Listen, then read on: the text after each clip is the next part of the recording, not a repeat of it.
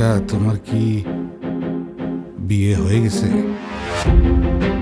দরকার হলে মাঠে কাম করে খাম, তবু ওই দামড়ার লগে পাখির বিয়ে দেবো না। একটা ভালো ছেলে দেখে আমি পাখির বিয়ে দেবো।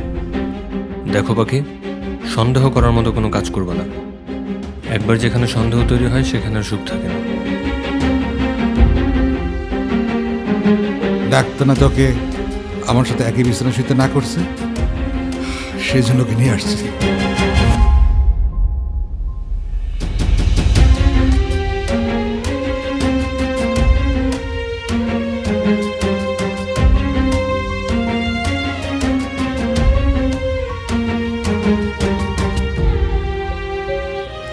সব পুরুষ আসলে বাবার মতো মহৎ হয় না।